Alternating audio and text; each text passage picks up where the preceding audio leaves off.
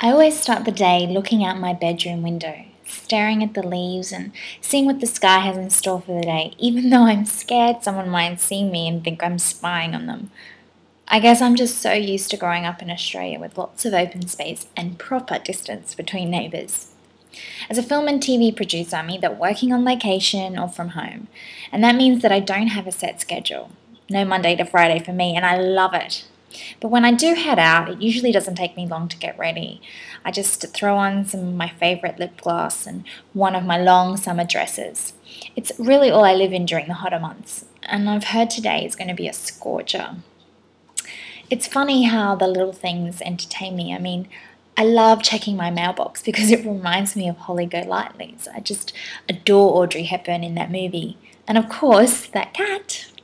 I guess now I just need to leave some perfume in my mailbox. But somehow I don't think Van My Postman would approve. He'd have absolutely no room to put all my magazines. The city heat can be unbearable, especially living in the top floor of a fourth floor walk up.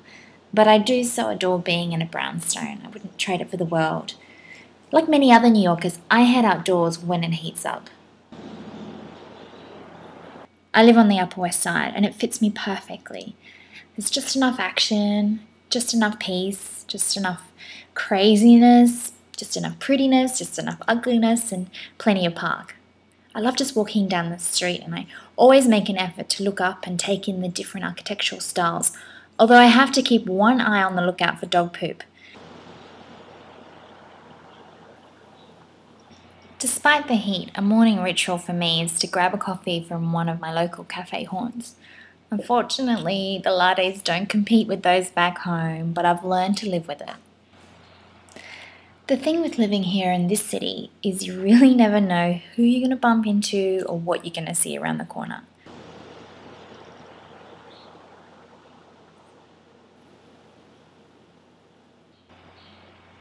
And that's what I love about this place. It's an assault on the senses.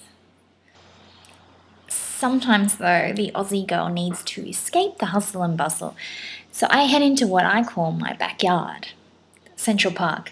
It has so many things that I love that remind me of back home, like all the birds and animals, the flowers, the gorgeous trees, the rustle of the wind through the leaves, and I guess the room to breathe.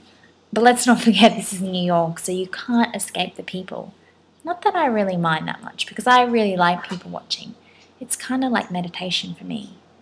I bought this fan in Vietnam where my mother is from. And throughout summer I religiously carry it in my handbag.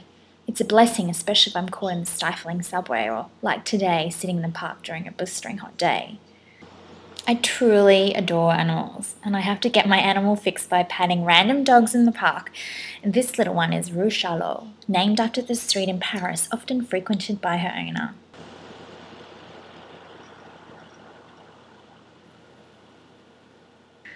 And then I'll walk across Ship's Meadow and through the mall where you never know what might happen. Past sax player Ralph, who's always up for a laugh, and then down to Bethesda Fountain. I've been told I'm a big kid at heart, so it's no surprise bubbles are still one of my favourite things.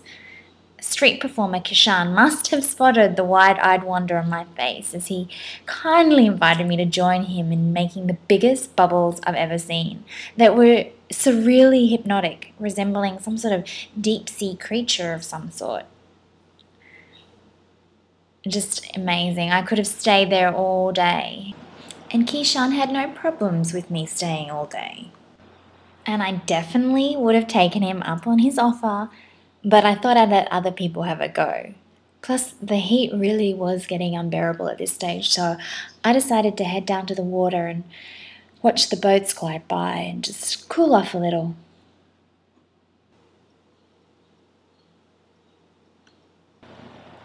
In the afternoon, nothing beats lazing about on the grass. Usually this area is teeming with people and it's really hard to find a vacant patch, but the heat must have scared them off. I bought this Berber sarong from Morocco, and you're supposed to wear it around your head. I like that it's light and small enough to fit in my handbag, so I always carry it with me when I go to the park.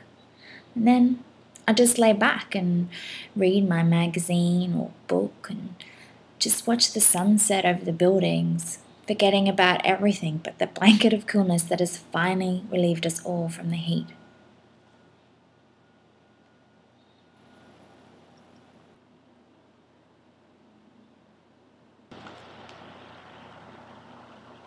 And when the sun is almost set and the night starts to fall, all I have to do is just cross the road and then I'm home.